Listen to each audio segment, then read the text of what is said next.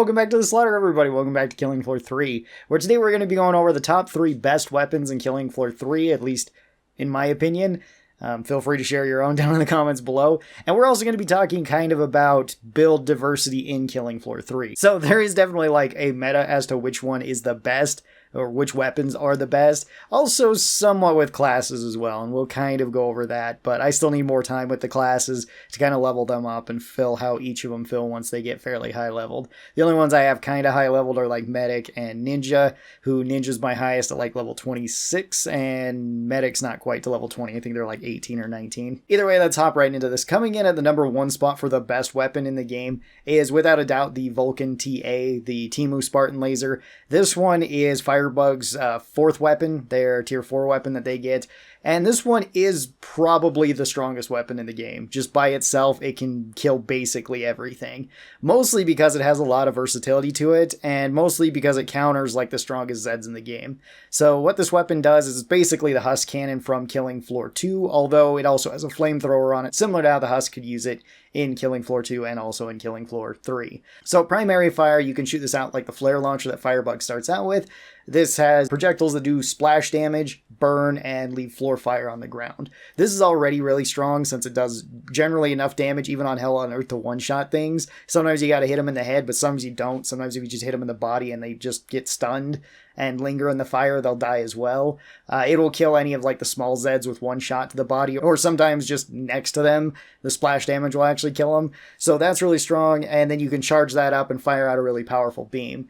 Now this does really high damage. It can also stun and it can also knock back enemies, which is incredibly powerful. This works best against flesh pounds who seem to be weak to explosive type weapons, similar to how they were in Killing Floor 2. So it's really strong against them, and it usually stuns them so you can keep your distance from them fairly easily, as well as it does do kind of the same thing towards Skrakes. Skrakes seem to be way more resistant towards the actual explosion, but they can still get stunned by it, they can still get staggered by it, and they'll still eventually die from it, so it's not even weak against Skrakes. Then you can swap to the secondary fire, which is a flamethrower, which isn't really that great. The flamethrower is just kind of whatever. It's useful for clearing up small Zeds.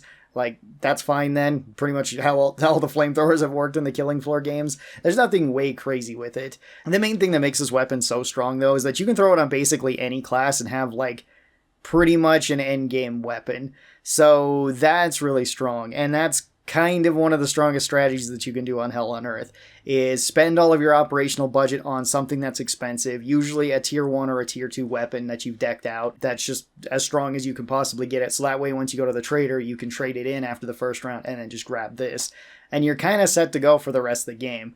That's not going to always be easy for the other classes. Firebug does use this weapon pretty effectively, but like Medic uses this weapon incredibly effectively, and so can Ninja. Like, they're pretty strong. Mando also can, funny enough. Like, the only ones that can't use it as effectively but have their own bonuses are like Sharpshooter, which has a really good gadget for killing big stuff. So, like, they can still grab this one and still have an advantage with it, like all the classes can, but it's not as useful as, like, Commando being able to buy this cheaper, or Medic just being insanely tanky. The second best and third best weapon, I would say, are interchangeable depending on whether you're playing a multiplayer or solo. The second best weapon, I would say, is Ninja's Kunai. Like, the melee weapon is pretty crazy, because this does count as a melee weapon, and that's one of the biggest bonuses of it. So it's already got really high damage. It's got really good damage at range too when you're throwing these. Even if you're taking it off perk, the damage is still more than enough to headshot most things. You can spam into enemies with these, and even if you miss, as long as you're not throwing these out of the map, and even if you do throw them out of the map, sometimes you can still grab them because the distance is so far. Even more so if you get like the magnetic pouch on this, like you can actually get them fairly far away. You basically have infinite ammo with the kunai. That's why it's kind of the second best. On top of that, it's a melee weapon and it gets you extra movement speed. So if you have these out, you just move around faster. Movement speed is probably the most important thing in the Killing Floor games. You want them to stay away, and just having a weapon that allows you to move around faster helps you do that. On top of that, you can also use these to block. It doesn't seem like you can parry with the kunai for some reason. You can parry with like the sword and the katanas and the knife, but it doesn't really seem like you can with this, or it has a very tiny window where a perfect parry does work. But on top of that, it doesn't really matter. You can just block with these, and they will reduce damage whenever you get hit.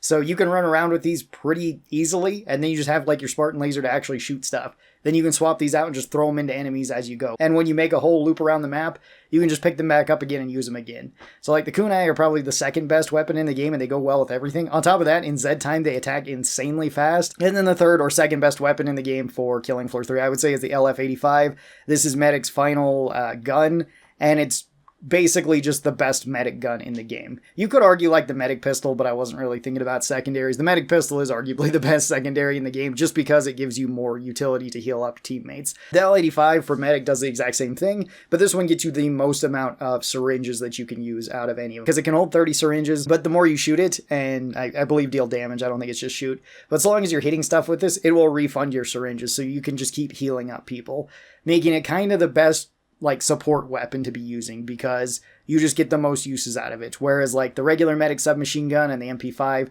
you have a limited amount. Same thing kind of goes with the biomorphic projector, the big medic weapon.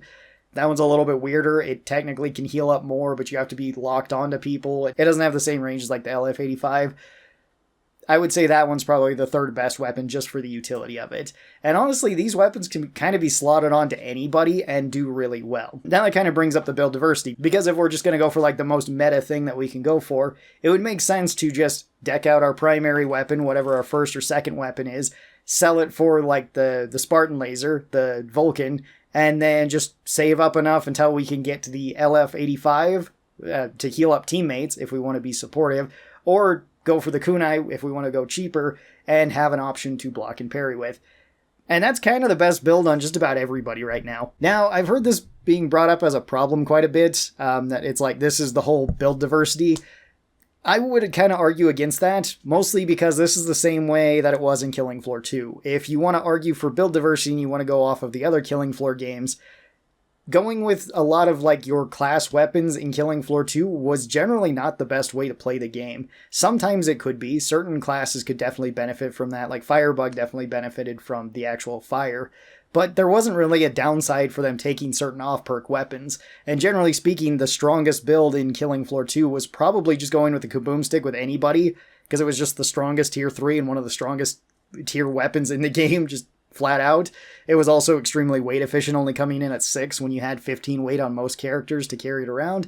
And then going with the arc generator for boss wave, because the arc generator could just lock down entire areas and it did double damage towards bosses, as well as it could kind of arc and do more damage to other nearby enemies. So if you just took that build, which I would argue was pretty much like Survivalist's strongest build, it could be seen as pretty much everybody else's strongest build to some extent. Again, there was certain other things that you want to take, but you could take either one of those with pretty much any class and do well, which was really surprising. If you just want like the most meta thing, you want the strongest thing, you're only going to focus on that, you know, you're only going to go for the absolute strongest.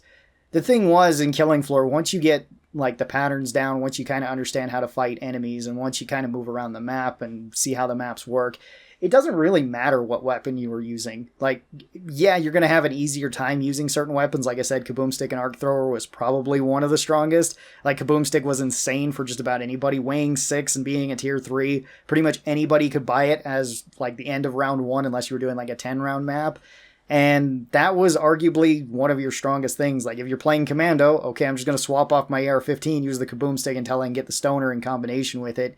And then I'm just going to use the Stoner to extend Z time and shoot down all the small stuff. I'm going to use the Kaboom Stick for mobility and high damage things. For Medic, it could be the same way. I'm just going to hang on to my Medic pistol, grab a Kaboom Stick, I can just heal you with the Medic pistol, and then I can swap that off for like the Heal Thrower, and I have the Kaboom Stick. Then if things get close to me, I can just blast them away, and I have 2 healing weapons in one, but the Heal Thrower was also kind of insane. And like Killing Floor 2 was kind of always that way with quite a few weapons. Like there was always weapons that were just way stronger than others, even if you took them off perk.